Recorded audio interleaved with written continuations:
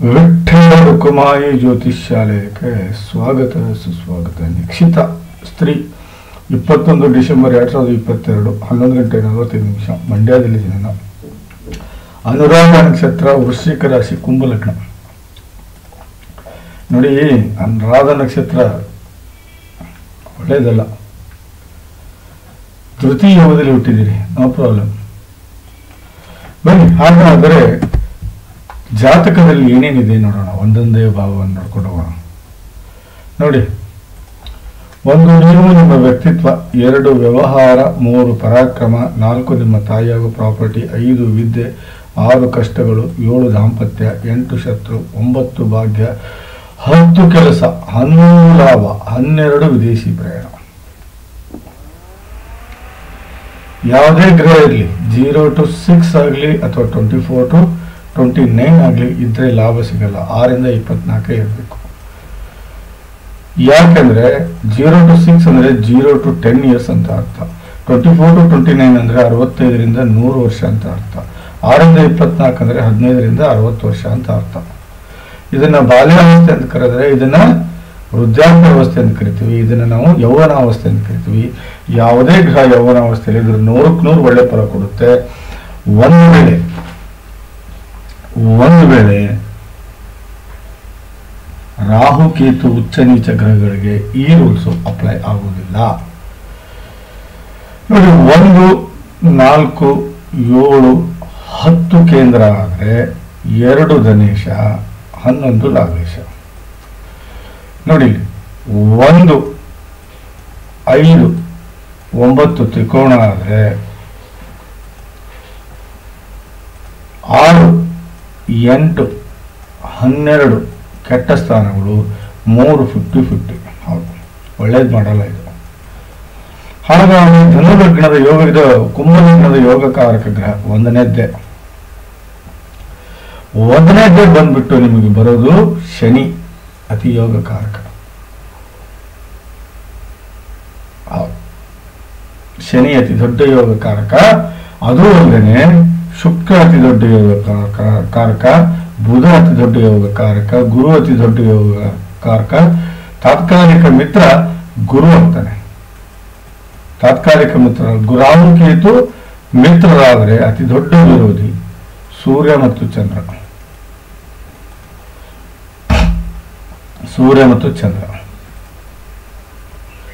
ನೋಡಿ, 1, 4, 7, 10 ಕೇಂದ್ರ. ಅಲ್ಲಿ ಚಂದ್ರ ನೀಚ ಇದ್ದಾನೆ. ಕಾಲಸರ್ಪ ದೋಷ ಆಗದ ಕಾರಣ ಇದು ಕುಜನ ಮನೆ. ಕುಜ ತನ್ನ ಮನೆಯನ್ನು ತಾನೇ ನೋಡ್ತಾ ಇರೋದ್ರಿಂದ ಇಲ್ಲಿ ಚಂದ್ರನ ಆಟ ನಡೆಯಲ್ಲ. ಹಾಗಾಗಿ ಇಲ್ಲಿ ಚಂದ್ರ ಅಷ್ಟು ಎಫೆಕ್ಟಿವ್ ಇಲ್ಲ, ತಟಸ್ಥನಾಗಿಬಿಡ್ತಾನೆ. ಯಾಕಂದ್ರೆ ಕುಜನ ದೃಷ್ಟಿ ಚಂದ್ರನ ಮೇಲಿದೆ. ಹಾಗಾಗಿ ಹೇಳ್ತಾ ಇದ್ದೀನಿ. ಸೊ ಇದು ಕಾಲಸರ್ಪ ದೋಷಕ್ಕೆ ಬರೋದಿಲ್ಲ. ಬನ್ನಿ, 1ನೇ ಮನೆಯಲ್ಲಿ ಯಾರಿಲ್ಲ, 2ನೇ ಮನೆಯಲ್ಲಿ ಗುರು ಇದ್ದಾನೆ. ಗುರು 2 ಮತ್ತು 11ನೇ ಭಾವದ ಸ್ವಾಮಿ. ಸ್ವಂತ ಮನೆಯಲ್ಲಿ ಇರೋದ್ರಿಂದ ನಿಮ್ಗೆ ಲಾಭ ಬಹಳ. ಹೌದು. ಗ್ರಹಗಳ ಸ್ಥಿತಿಯನ್ನು ನೋಡ್ಲಿಲ್ಲ ನಾವು. ಗ್ರಹಗಳ ಸ್ಥಿತಿಯನ್ನು ನೋಡಿ ಮುಂದೆ ಹೋಗ್ಬೇಕು. ಬನ್ನಿ, ಗ್ರಹಗಳ ಸ್ಥಿತಿ ನೋಡಿ. ನೀಚ ಬಿಟ್ರೆ ವಕ್ರಿಯ ಯಾರು? ಕುಜ. ಜಾತಕ ಬಹಳ ಚೆನ್ನಾಗಿದೆ, ಅದರಲ್ಲಿ ಏನ್ ಚಿಂತೆ ಇಲ್ಲ.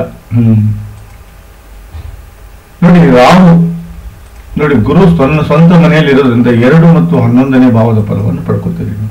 ಹೌದು. ಯಾವುವು?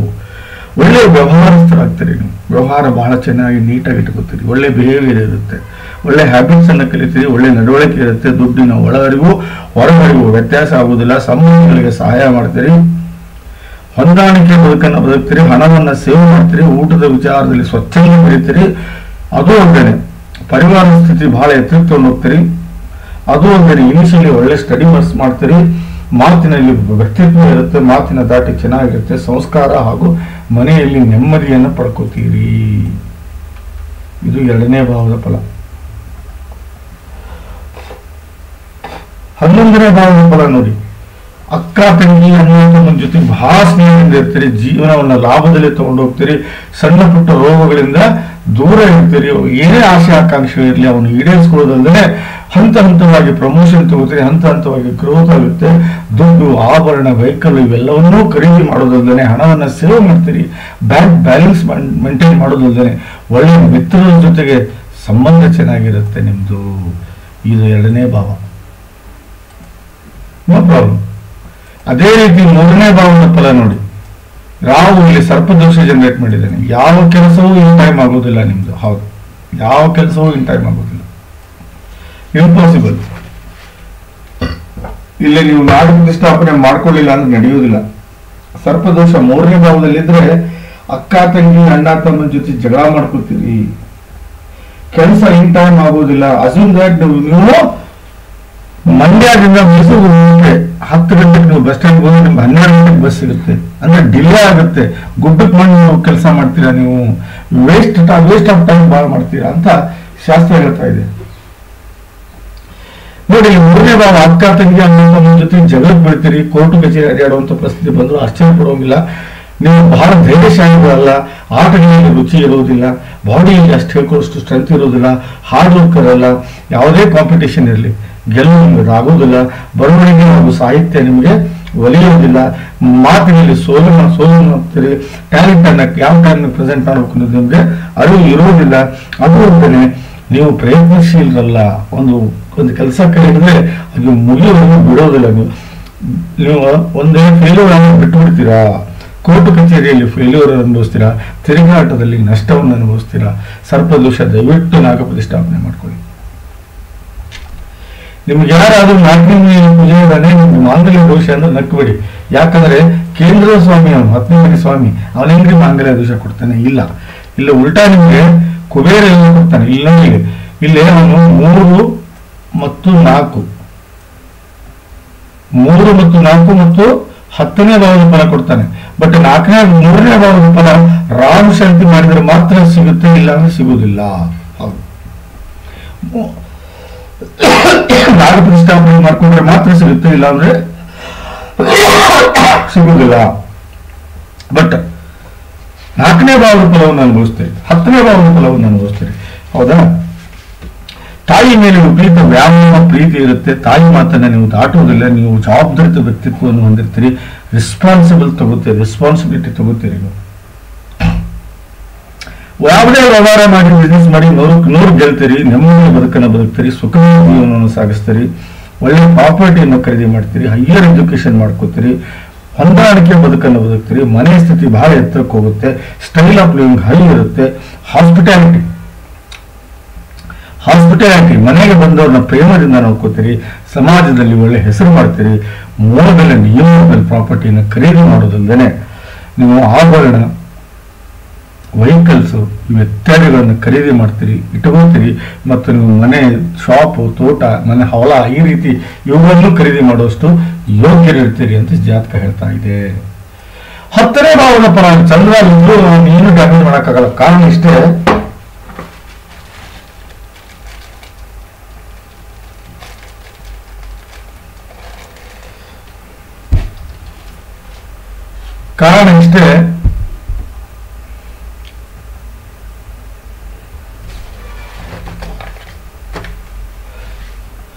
ಅವನ ಸ್ವಂತ ಮನೆ ಆಗಿದೆ, ಕುಜಿನ ಮನೆ.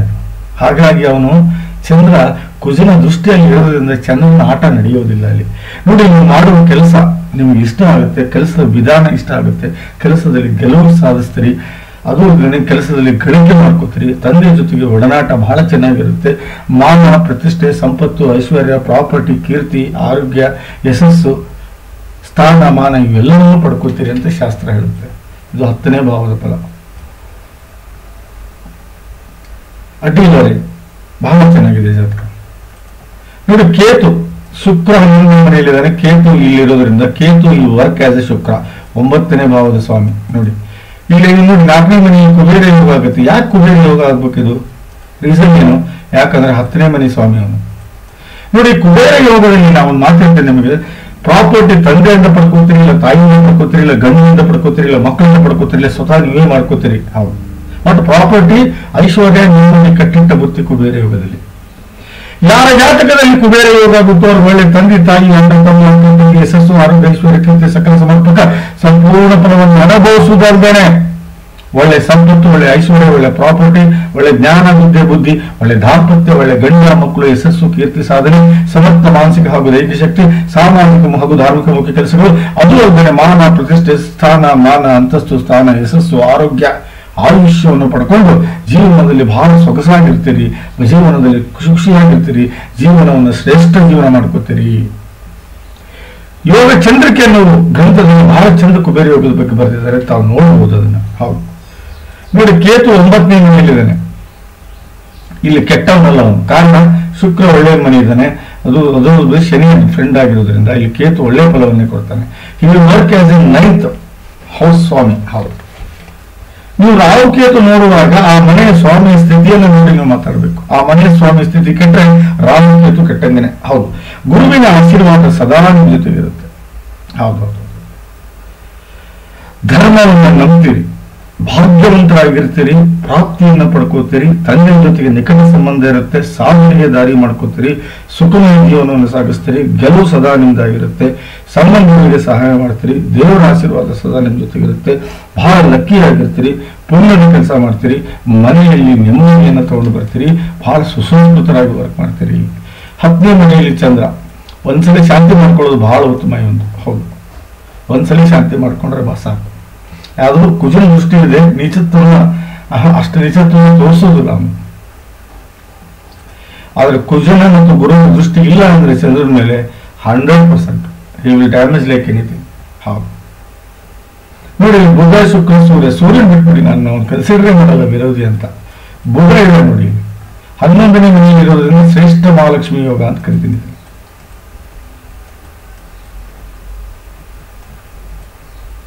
ಹೌದಾ, ಇನ್ನೊಂದು ಲಕ್ಷ್ಮೀನಾರಾಯಣ ಯೋಗ ಆಗುತ್ತೆ ಇಲ್ಲಿ.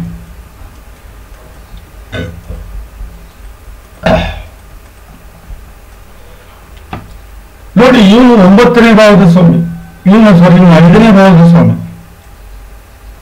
ಇವನು 4 ಮತ್ತು 9ನೇ ಭಾವದ ಸ್ವಾಮಿ. ಈಗ ಆಲ್ರೆಡಿ 4 ಮತ್ತು 9ನೇ ಭಾವದ ಫಲವನ್ನು ಹೇಳ್ಬಿಟ್ಟಿದ್ದೀನಿ ನಾನು ನಿಮ್ಗೆ. 5ನೇ ಭಾವದ ಫಲ ಹೇಳ್ಬೇಕು ನಾನು ನಿಮ್ಗೆ, ಯಾರು ಬುಧನು.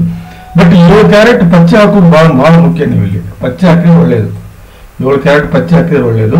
ಒಳ್ಳೆ ಎಜುಕೇಶನ್ ಇರುತ್ತೆ, ಒಳ್ಳೆ ದಾಂಪತ್ಯವನ್ನು ಪಡ್ಕೋತೀರಿ, ಸೆಕ್ಸುವಲ್ ಬಹಳ ಚೆನ್ನಾಗಿ ಎಂಜಾಯ್ ಮಾಡ್ತೀರಿ. ಹುಟ್ಟುವ ಮಕ್ಕಳು ಬಹಳ ಬುದ್ಧಿವಂತರು, ಸ್ಥಿತಿವಂತರು, ನೀತಿವಂತರು, ಪ್ರೀತಿವಂತರಾಗಿರ್ತಾರೆ, ಸುಸಂಸ್ಕೃತರಾಗಿರ್ತಾರೆ. ಅದು ಅಲ್ಲದೆ ಒಳ್ಳೆ ಟ್ಯಾಲೆಂಟ್ ಅನ್ನು ಹೊಂದಿರ್ತೀರಿ, ಒಳ್ಳೆ ಪಾಪ್ಯುಲಾರಿಟಿ ಬೆಳೆಸ್ಕೋತೀರಿ. ಎಲ್ಲರ ತಂದೆ ತಾಯಿ, ಅಣ್ಣ ತಮ್ಮ, ಅಕ್ಕ ತಂಗಿ ಎಲ್ಲರ ಪ್ರೀತಿಯನ್ನು ಬೆಳೆಸ್ಕೋತೀರಿ. ಏನೇ ಕಷ್ಟ ಬಂದರೂ ಎದುರಿಸ್ತೀರಿ, ಸುಖ ಶಾಂತಿಯಿಂದ ನಡೀತೀರಿ, ಕಷ್ಟಗಳಿಂದ ದೂರ ಬರ್ತೀರಿ, ಸಾಧನೆಗೆ ದಾರಿ ಮಾಡ್ಕೋತೀರಿ, ಒಳ್ಳೆ ಗುಣಗಳು ಬೆಳೀತವೆ, ಒಳ್ಳೆ ಪಬ್ಲಿಕ್ ಇಮೇಜ್ ಇರುತ್ತೆ. ಇದು 5ನೇ ಭಾವದ ಫಲ.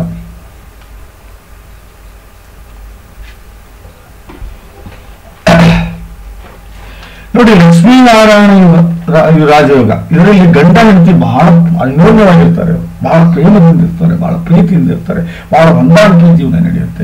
ಇವರು ಹುಟ್ಟುವ ಮಕ್ಕಳಿಂದ ಇವರು ಪ್ರಾಪರ್ಟಿ, ನೆಮ್ಮದಿ, ಸುಖ, ಯಶಸ್ಸು, ಕೀರ್ತಿ, ಆರೋಗ್ಯವನ್ನು ಪಡ್ಕೊತಾರೆ. ಇದುವೇ ಲಕ್ಷ್ಮೀನಾರಾಯಣ ಯೋಗ.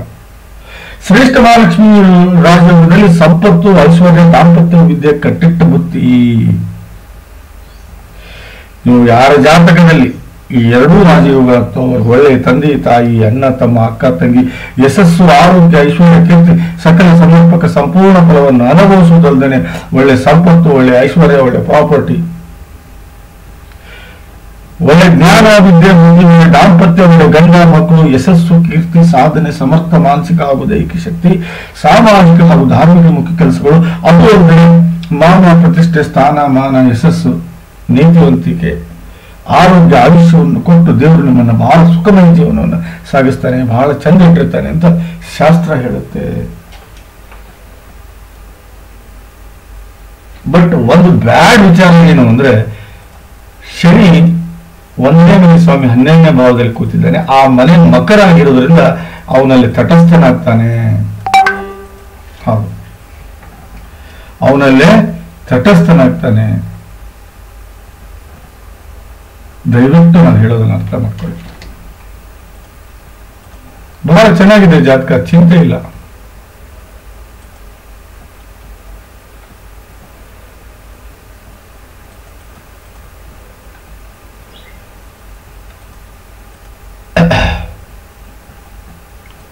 ನೋಡಿ, ಗುರು ಸೀದಾ ನಿಮ್ಮ 6ನೇ ಮನೆ ನೋಡ್ತಾನೆ, ಕಷ್ಟಗಳನ್ನ ಸಾಲ್ವ್ ಮಾಡೋದಲ್ದೇನೆ 8ನೇ ಮನೆ ನೋಡ್ತಾನೆ, ಪ್ಲಸ್ ಚಂದ್ರನ ನೋಡ್ತಾನೆ.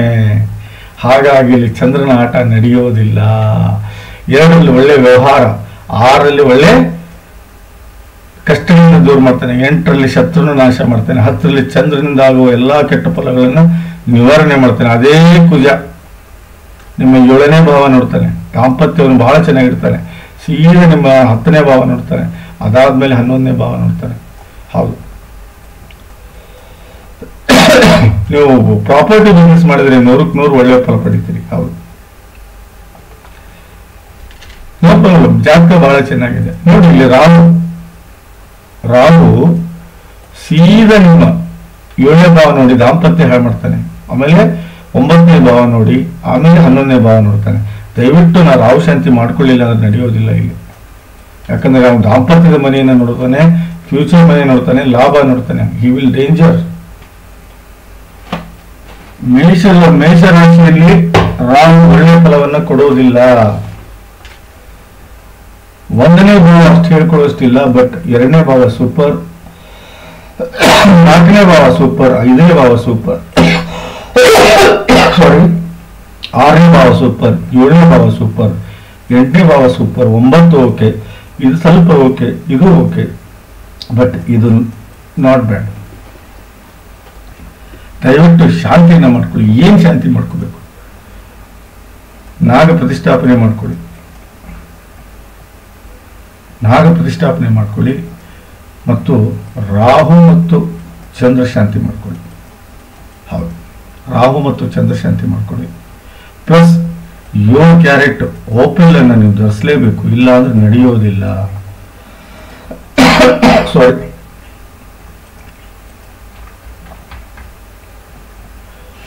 ಲಗ್ನದಲ್ಲಿ 4ನೇ ಮನೆ ಸ್ವಾಮಿ ಬಂದು ಕುಂತಿದ್ದಾನೆ. ನೋಡಿ, 1, 5, 7, 9 ನೋಡ್ಬೇಕು, ದಾಂಪತ್ಯ ನೋಡ್ಬೇಕಂದ್ರೆ 1ನೇ ಮನೆ ಸ್ವಾಮಿ ನೀಚ ಆಗಿದ್ದಾನೆ, 5ನೇ ಮನೆ ಸ್ವಾಮಿ ಬುಧ 7ರಲ್ಲಿದ್ದಾನೆ, 9ನೇ ಮನೆ ಸ್ವಾಮಿ ಶನಿ 5ರಲ್ಲಿದ್ದಾನೆ. ಬಟ್ ನಾನು ಹೇಳೋದು ಅರ್ಥ ಆಗ್ಬೇಕು ನಿಮಗೆ. ಇಲ್ಲಿ ನೀವು ಓಪೆಲ್ಲೂ ಹಾಕೋಬೇಕು, ಪಚ್ಚೆನೂ ಹಾಕೋಬೇಕು. ಹೌದು, ಓಪೆಲ್ಲೂ ಹಾಕೋಬೇಕು, ಪಚ್ಚೆನೂ ಹಾಕೋಬೇಕು. ಇಲ್ಲ ಅಂದ್ರೆ ನೀವು ಬಹಳ ಕಷ್ಟಕ್ಕೆ ಬೀಳ್ತೀರ. ಯಾಕಂದ್ರೆ ದಾಂಪತ್ಯ ಮುರಿದು ಚಾನ್ಸಸ್ ಇದೆ. ಯಾಕಂದ್ರೆ ಲಗ್ನ ನೀಚನಾಗಿದ್ದಾನೆ. ಶುಕ್ರ ಅಂದ್ರೆ ಏನು? ಎಂಟರ್ಟೈನ್ಮೆಂಟ್, ಎಂಜಾಯ್ಮೆಂಟ್, ಸೆಕ್ಸ್, ದಾಂಪತ್ಯ ಸುಖ. ಅವನೇ ನೀಚ ಆಗ್ಬಿಟ್ರೆ ಅದರಿಂದ ವಂಚಿತರಾಗೋದ್ರಲ್ಲಿ ಯಾವುದೇ ಸಂಶಯ ಇಲ್ಲ. ದಯವಿಟ್ಟು ನಾನು ಹೇಳೋದನ್ನ ಅರ್ಥ ಮಾಡ್ಕೊಳ್ಳಿ. ಓಪೆಲ್ ಪಚ್ಚೆ ಹಾಕೊಳ್ಳೇಬೇಕು, ಹಾಕೊಳ್ಳಿಲ್ಲ ಅಂದ್ರೆ ನಡೆಯೋದಿಲ್ಲ. ಬನ್ನಿ, ಹಾಗಾದ್ರೆ ಎಜುಕೇಶನ್ ಹೇಗಿದೆ ನೋಡೋಣ. ಮಗು ಚಿಕ್ಕದಿದೆ ಇನ್ನು.